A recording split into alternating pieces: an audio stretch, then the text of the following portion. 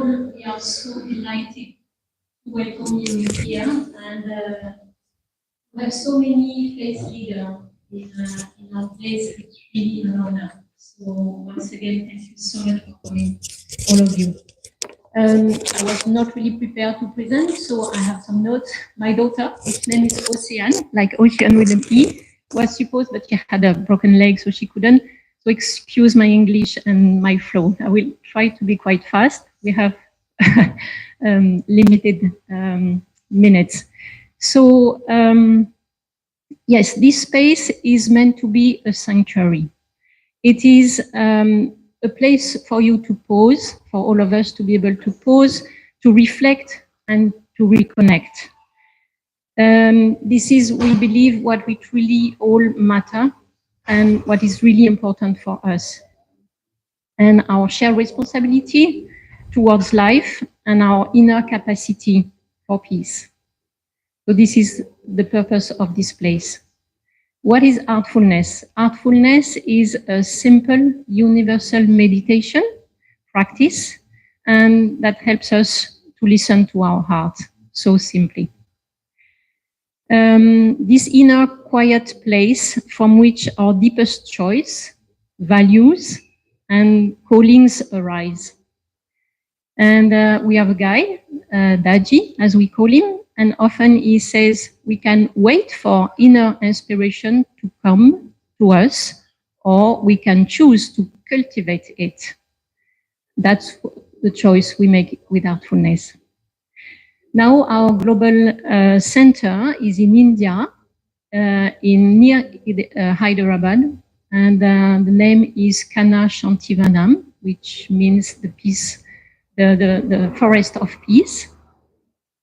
It's a living model example of what consciousness care can do. So once barren, this land is now a thriving ecological sanctuary.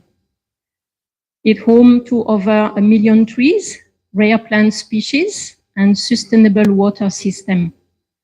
What we have restored on land, we believe we can help inspire for the ocean. So not through expertise alone, but through connection. And because the ocean crisis is also a crisis of consciousness, it asks not only for innovation, but for inner transformation, a return to reverence and responsibility. In March 2024, we welcome in Kana Shantivanam in India, we welcome over 100,000 people from all over the world, from different faiths.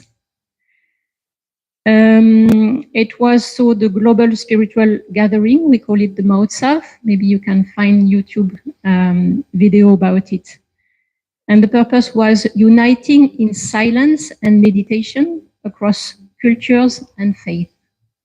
That same spirit of unity is what we bring here in this house of faith to support this ocean movement from within. So throughout the week, the Faith House will offer meditation, reflection, dialogue, silence. It's open to all, of all paths or no path, as a space to reconnect with your own inner compass. So thank you again for being here. You are always welcome, and we are so, again, delighted to see you all. I will hand over to Madeleine, who will let you try, experience the meditation we do. It will last 5 minutes, so but at least you will have a glimpse and a taste of it. Thank you. Yeah, really like a glimpse, taste, hopefully. So I would invite you to please close softly your eyes. Sit comfortably and relax. And the meditation will be silent.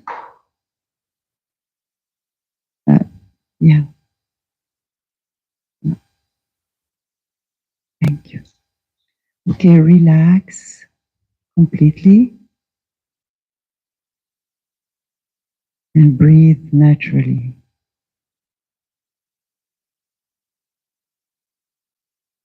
Bring your attention to the heart and dive deep in this space of silence, of love.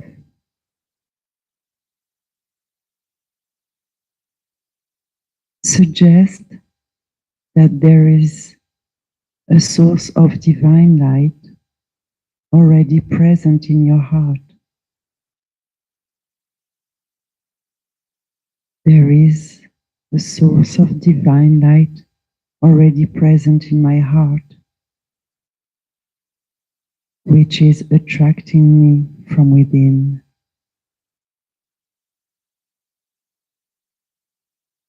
Immerse yourself in this light and love already present in your heart. And we will meditate together. Please start meditation.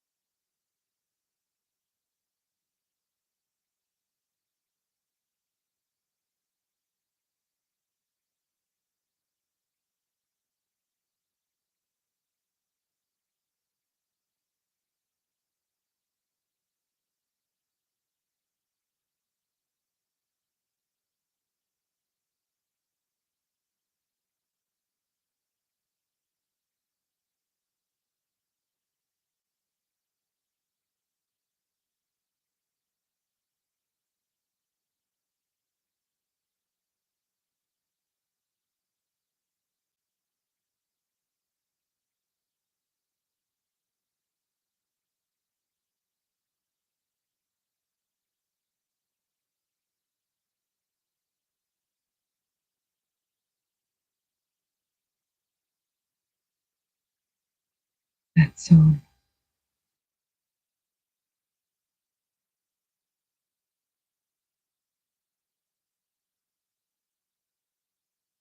Remain absorbed a little while longer in this silence,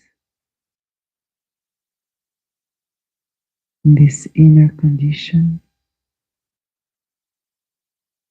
connected to your heart and connected to each other.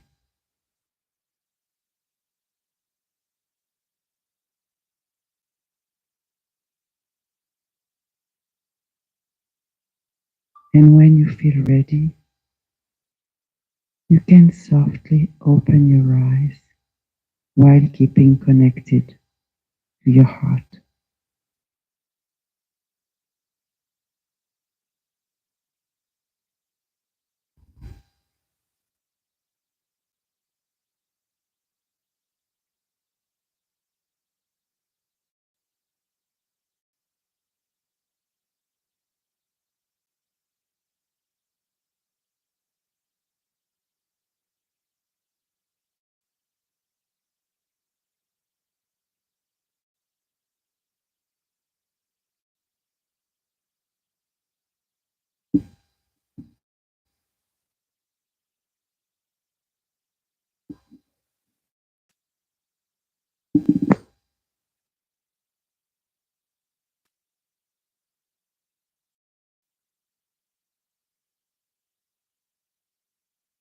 Thank you very much for that.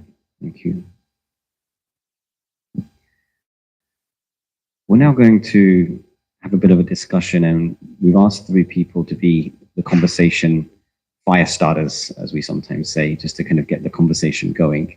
And so I'll just say who they are, and I'll allow them to introduce themselves, their name, their organization, and what they want to speak on. So I'd first like to ask Reverend Glenn Ruffle from the Anglican Communion. And we've asked Reverend Glenn to speak on the topic of the importance of prayer. Thank you very much. It's lovely to be able to go first. Firstly, I'm going to talk about, introduce myself. So my name is Glenn. I am a priest in the Anglican Communion. I'm based in Geneva, and I also oversee the Anglican Communion's representation work at the United Nations. So I've got 2 roles going on there. And I can only present the Christian point of view, and I hope you'll be able to contribute from the other different faith perspectives. And I'm not an expert at prayer. I've got a Franciscan brother next to me who I'm sure could teach me a lot more. But I can just give some thoughts. I think when we come to pray in the Christian tradition, very much we sort of come to God and we say, Lord, please help us. We've got ourselves into a mess. And we've been digging a hole and now we're falling into it. Please, can you help us? And very much there is a place for that. But I think that if we can build the rhythm of prayer and build it into our lives, we really find that we're not coming to God at the end when we've made a mess. We're bringing our whole lives to him, and it's really beginning to shape us. And I think when that happens, we're learning about our place in the world. We see ourselves as creatures, as creatures before the Creator, and that reshapes our view of reality. I am not God. I am just a creature amongst many other creatures, and I need to there's a hierarchy here. I need to be submitting myself to God. And I think we're also learning about our responsibilities and our duties. I begin to see myself as someone who is a steward. I've been given a role in this good creation that God has made, and my role is to care for it, to look after things, to help them flourish, and not to take things, destroy things, cut things down. And I have a responsibility to the future generations. And there's that fundamental Christian belief of loving God and loving our neighbor. and I can't love my neighbor if I am taking all of the fish and killing them and there's no more food. So there's this real responsibility for other people. And I think my own experience as well is that the more I pray, the more I find my list of problems, I bring them to God, but I find myself being changed. I find that my list of concerns are no longer quite so important. And I find that my heart is beginning to be changed to what God's concerns are. So maybe I'm thinking about, I need to get that flight. Please help me, Lord, get there on time. And God's actually working in me to say, actually, there's a whole load of people who really need to be fed. That's a bit more important. So I find that as I'm engaging in prayer, I am being changed. So I think that would be my little starter for 10. I'm learning about my word and about I'm finding my heart is being aligned more with God's heart.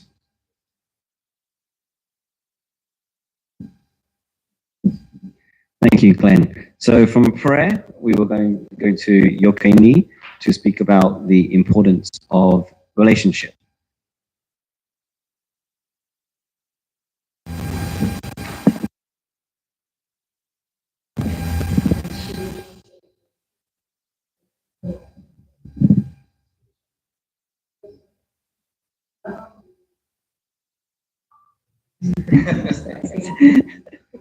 Non. Bonjour, merci, je suis très heureuse d'être ici. Bon, hello, thank you, I'm very happy to be here. Je ne pensais pas il y a 15 jours participer à cet événement et je suis contente que l'école Soto soit représentée. I didn't think a couple of weeks ago I'd be here and that the Zen Soto School would be represented. Alors moi, je vais vous raconter une petite histoire. Alors je vis dans un petit temple sur le plateau ardéchois à 1000 mètres d'altitude. I'm going to tell you a little story. I live in a small village in Ardèche at 1000 meters. Donc mon temple, il est à 3 kilomètres du village, en pleine nature. My temple is 3 kilometers from the nearest village in nature. She knows him. She already came. Et donc, je vis avec la nature, dans la nature. So I live with nature, in nature. Par exemple, on a l'eau de source. Et we have source water. Et on vit avec les saisons. Puisqu'on a 4 saisons très marquées. I live with the seasons, since the seasons are very marked in Ardèche. Alors, dans mon temple, je vais vous raconter cette histoire. Il y a la bibliothèque. Et dans cette bibliothèque, un jour, j'étais là et je regardais par la fenêtre, je regardais la nature, j'admirais la nature. C'était un moment très calme. So I'm going to tell you the story. We have a library in the temple. And one day I was looking out of the window. Et à ce moment-là, j'ai vu sur le rebord de la fenêtre, il y avait à l'intérieur, ça devait être l'été, et il y avait 2 guêpes. And I saw just on the windowsill 2 wasps. Et j'ai été, j'aurais pu avoir peur, mais en fait, ce qui s'est passé, c'est que une des guêpes était en train de mourir. So I could have been a little afraid, but what happened was that one of the wasps was dying. Et l'autre guêpe essayait de la secourir. And the other one was trying to help it. C'était très étrange pour moi, parce que l'interaction, l'aide, l'entraide entre les humains ou même entre les animaux, je sais pas, les chiens, les chats, les biches, ça je comprends. Mais là, c'était entre deux guêpes.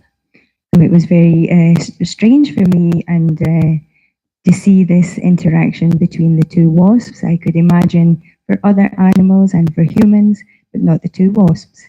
Et la guêpe, elle se frottait. Je pense qu'elle voulait apporter de la chaleur à l'autre pour la secourir. So the wasp who was helping was rubbing the other one to try and help it. Et après ça, ma vision, pas ma vision, mais à l'intérieur, ça m'a beaucoup touchée parce que j'étais dans l'histoire quelque part.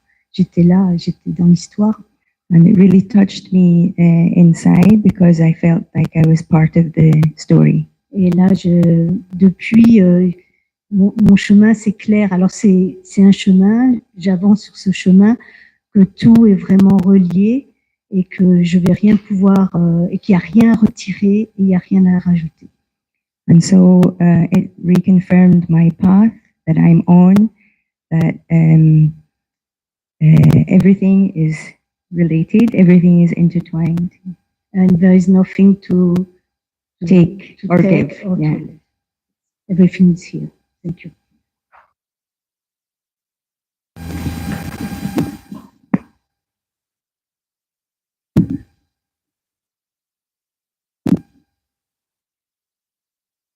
Thank you so much. So the reason we're doing it in this order, we thought from prayer comes relationship, connection to God, to the world, to each other. And then from relationship comes action. So who better talk about action than someone from Queens, New York City? Vijay Ramjatan, please, the floor is yours. Thank you so much. Namaste. My name is Karmacharya Vijay Ramjatan, and I am from New York City, the world's world, the center, the heart space of the world, I would say. So when Gopal asked me to speak about action, faith in action, I slept a little bit today and I wrote because it was something that was personal to me. So bear with me 2 minutes while I read what I wrote. Across all faiths, we are taught to love, to protect, and to serve. What is it and spiritually? To put your faith into action in the face of injustice and a planet in crisis. Faith in action talks about shared values across faiths. In every spiritual path, true faith is not passive. It is active. It's dynamic and responsive to the needs of the world. In Christianity, James 2:26 says, faith without work is dead. In Islam, the Prophet Muhammad, peace be unto him, said, the world is beautiful and verdant, and verily God has made you stewards in it. In Judaism, we are taught tikkun olam, to repair the world. In Hinduism, the Bhagavad Gita calls us to selfless action, to do what is right without. In Buddhism, the Eightfold Paths lead to right action, acting with compassion and non-harming. All of these teachings call us not to just believe, but to act, and to act justly. Faith in action is another way of saying justice in action. Justice is sacred. Putting faith in action means confronting systems of harm, poverty, inequity, racism, environmental destruction, not only with prayer and words, but with our lives and our choices. Creation care is what I call it. It's an act of justice when we care for God's creation. When we fight for clean air, safe water, and a stable climate, we defend the rights of the poor, the future generations, and all of life. Our ocean, our sacred trust. No matter our fate, we share one planet, one ocean, one home. The ocean regulates our climate. It feeds billions. It is the lungs of the earth, producing over half of the oxygen we breathe. But today, the ocean is in crisis, warming at dangerous levels, becoming more acidic due to carbon pollution, rising, threatening homes, cultures, and lives. What does it mean to act together as faith leaders? Recognizing the ocean's vital role in regulating climate, calling for coherence between scientific consensus, addressing oceans threatening like warming and sea level rising. Lastly, in closing, I'll say, the earth is our mother, and we are all her children. What can we do this week and going forward in action? Thank you.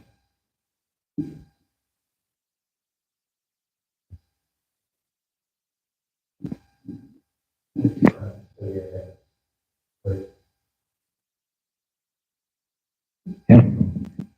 Bismillahirrahmanirrahim. Assalamu alaikum. My name is Tariq from also the Phase 3 NOC 3 mission. Thank you, friends, for sharing your words of prayer, for your meditative reflections, and for your scripture of faith and action. We'd like to open it up maybe for the next 10-15 minutes also for your own reflections. Obviously, something has brought you here. Either is a prayer that calls in your heart that has brought you to the circle, into the city, into the space. Maybe it's a relationship to the ocean, to earth, to someone, to each other that has brought you here. Maybe it's actually putting your faith in action, that there is something that you're called here to do, to share that you need to do. Wherever it is, we'd love to hear from you. Why are you here? We'll just open up the space for anyone who feels so called to share.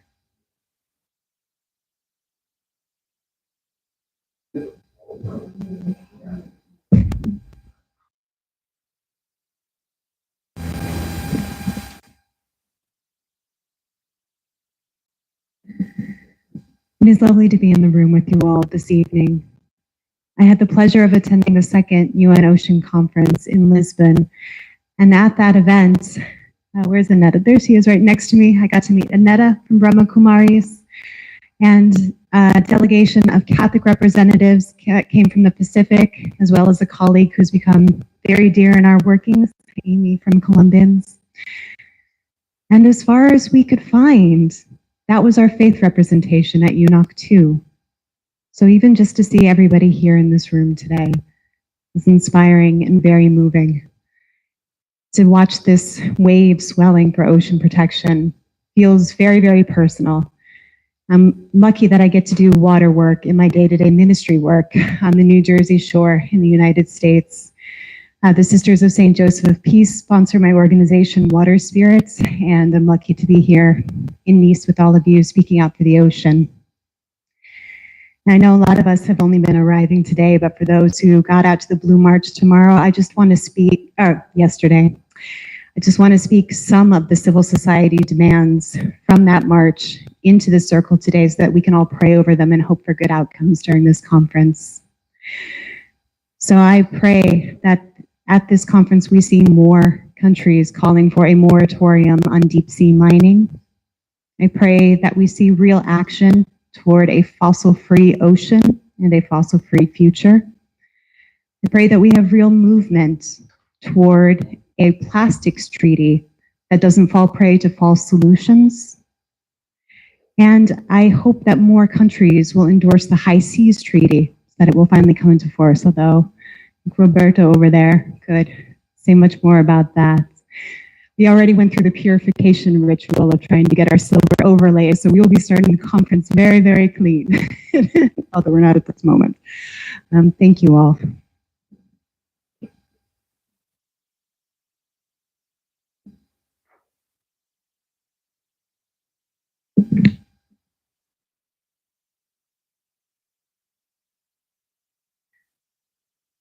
Good evening, everyone. My name is Ravinda Kornijar, and I'm from the Sikh community in Scotland, and I represent the Sikhs on the Scottish Religious Leaders Forum. But my other hat is chair of Religions for Peace UK Women of Faith Network. Thinking from my scriptures, the Guru Granth Sahib Ji, the morning prayer that we have, the final verses of it is Pavan Guru, Pani Pita, Mata Dhart Mahat, which means that the air is the Guru, water is the Father, and earth is the great mother of all. So the divine is within everything and everyone on this earth, and also all throughout the universes that we don't know about. Prayer connects us to the divine. And with that, we are able to develop our own spiritual eyes and see the divine within everyone and within every living thing. Water is the elixir of life. Without water, nothing would exist on this earth. And I'm so grateful to Gopal for inviting me here, because I wasn't aware very much of, the catastrophic effect that we are all having on the oceans around the world. I was very heavily involved in COP26, which took place in Glasgow. And there, it was all about the air and the climate change, the trees, etc. But there was one island, Tuvalu. They said, you are all talking about clean air, but our island is sinking, and no one is doing anything about it. And I'm so grateful to everyone here that you are thinking about the ocean and how we can make sure that we leave a legacy behind for future generations, but also for us here. So let's work together and see and make sure that we make our own communities more aware of the difficulty that the oceans and the people around the world.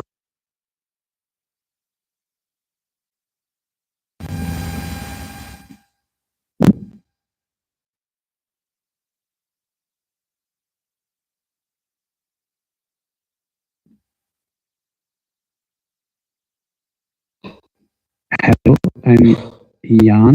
I'm from Lucerne. It's a bit of a magical happening that I'm here. I do heartfulness meditation since half a year only, and I dive into the ocean since a year only. I'm a special delegate from the private sector. I have been to the One Ocean Science Congress. I have been to One Korea.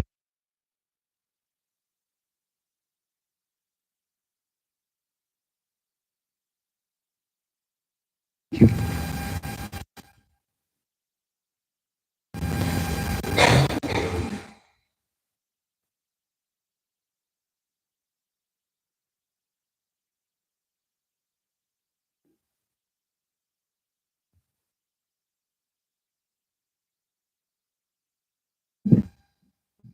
Yeah.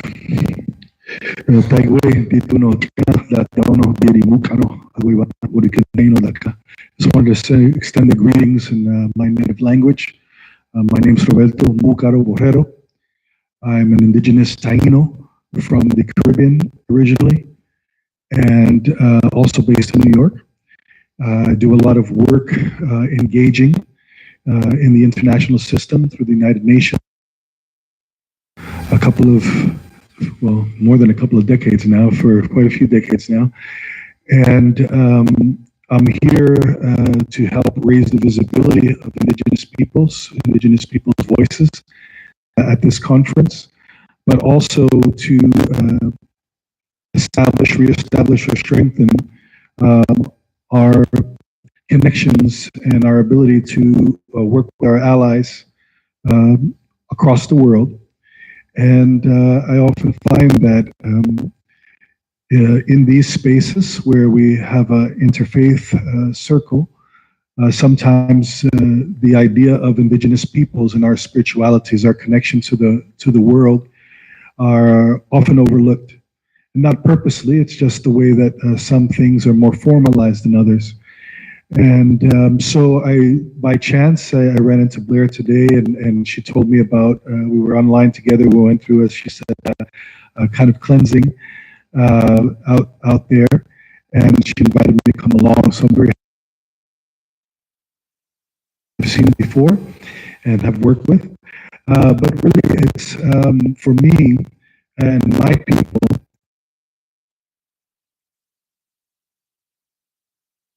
for us. Myself, dressed properly. Again, I didn't think I was coming to a gathering like this, but I am a ceremonial leader in my community. I work with the elders, and I have for many, many years, not only in my own tribe, but with many indigenous peoples around the world. And for us, different from the climate cops and others, a lot of the work has already been done before we get here. The political declaration that's issued by the states is already done. There's not much that we can do now. It's final.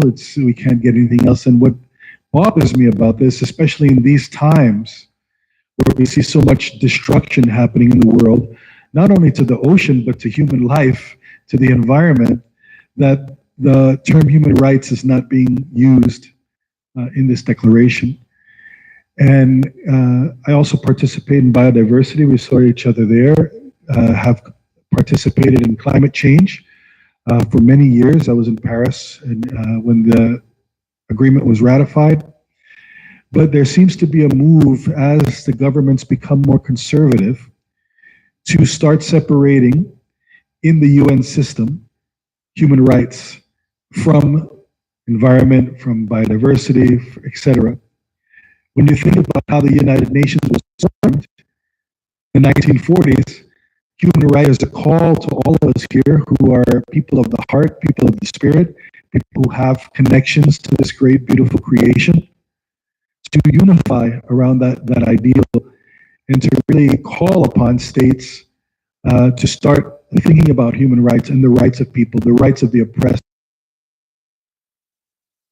about how our whatever spirituality or faith, we have these basic things. We take care of people in need. We feed those who are hungry, and we can see that across the board. But here, in these governments, the agreements that they're making are moving us away from that just basic compassion. And I think that we have a moral, a spiritual imperative to raise the visibility of that compassion for other people in this conference. So for us, I tell you that one thing is very important for us, because it does mention human rights, is the BBNJ Treaty, the High Seas Treaty. And we're going to be calling on governments to try to push for that ratification. But it also has to be a ratification that comes with some legitimacy. And that means people have to buy into it also. I know we are, but I'm appealing to you as faith-based leaders to also give it that legitimacy and call upon your governments to support that ratification. The other thing is the use of more ambiguous state terms in this conference. There's things like traditional knowledge on one side, and then there's science on another side. For indigenous peoples, we have indigenous peoples' knowledge. It's not indigenous knowledge, or it's not traditional, it's indigenous, it's the knowledge of our peoples. And we feel that there should be a parity between the science and our knowledge, because our people have observed this world from time beginning.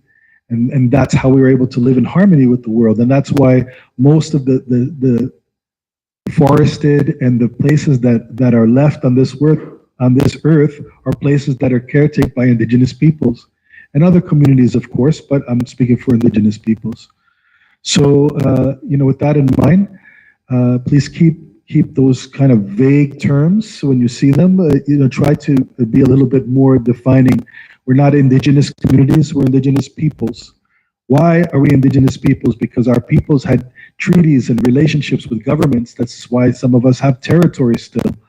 And so we don't call ourselves, we certainly have communities of indigenous peoples, but we're not indigenous communities. We're not local communities. And we want to be, recognized as rights holders in this process. And if we continue to caretake the lands and territories that we do have, which includes not only the lands, but the ocean as well. And so the last thing I'm going to say is that we have to also be careful when the governments are promoting things like the 30 by 30 initiative. 30 by 30, if you don't know, 30 by 30 initiative is where the governments of the world are saying that they now need to conserve 30% of terrestrial land and also marine so that the world can survive sustainably. But in that 30 by 30, they're talking about protected areas. For indigenous peoples, this is very dangerous because we're already caretaking land, and the government can now say this land is a protected area. They will kick our people out. They've already been doing this and kick us out again, and then invite development in there, for whatever reason they want. Oil companies, extractive industries, others. So we have to be careful with what these things mean. Protected areas, how they're going to affect marine protected areas in the ocean. What does that really mean? Who has access to these areas? Are they infringing on the rights of others when they take over these areas under this rubric of protection? So that's how I'm going to end there. Thank you very much for your patience and for allowing me to share.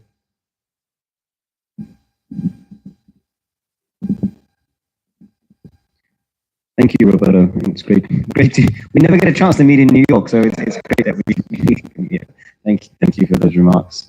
I think we're a little bit over time, so I think we'll start wrapping up now. Thank you all for being here and sharing. Thank you for the wonderful discussed here. Again, please visit the website oceans.faith for the full Faith House schedule. Please feel free to drop in anytime between 11 and 4 this week for some silence and as Jan said, this is just joy in a moment, in a period of chaos. To close us out, I'm going to ask Sister Valerian from the Brahma Kumaris to lead us in a very short meditation before we depart. So to you.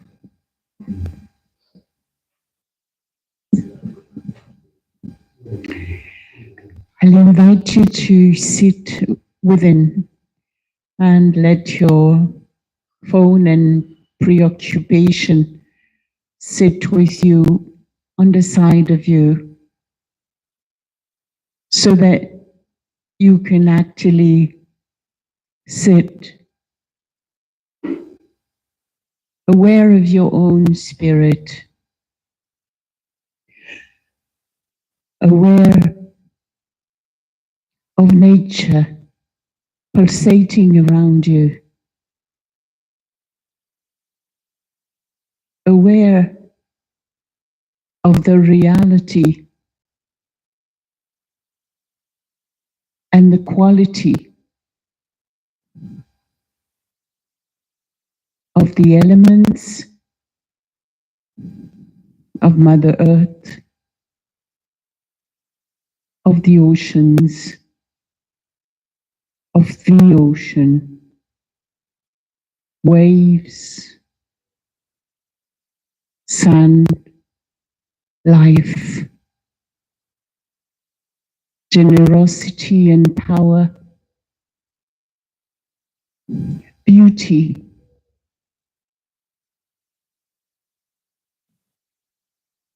are just in front of the eyes of my spirit and from my inner core, from my inner world, from this sacred space within myself. I extend the powerful love of my heart, the powerful light of my spirit. Ocean is my brother. Ocean is a mother to all of us.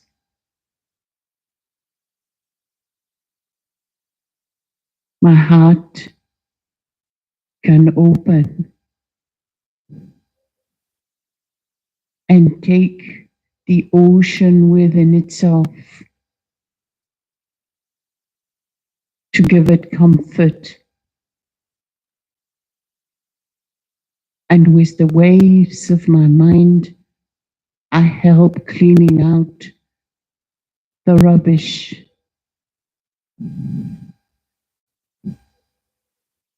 that has been spoiling it. I come back to that sacred place within, and I share again and again the generosity of my heart with the generosity of the ocean. We match each other in a dance of life.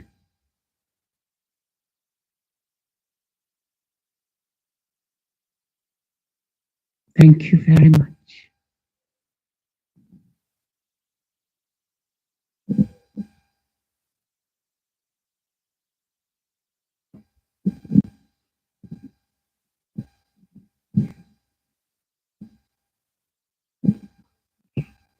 So if you want to go conclude, it's difficult, but what we heard all the time was this secret place, which is the heart, that we all have in unity, that we can feel around all of us, and this willingness to rise in consciousness, to bring, this action and attitude towards our environment, inner and out environment. So please use this place as much as you want. We will be so happy to welcome you, and you're really welcome to bring people who just want to reflect, share, introspect. So thank you again. We all here are for you to be able to come. So please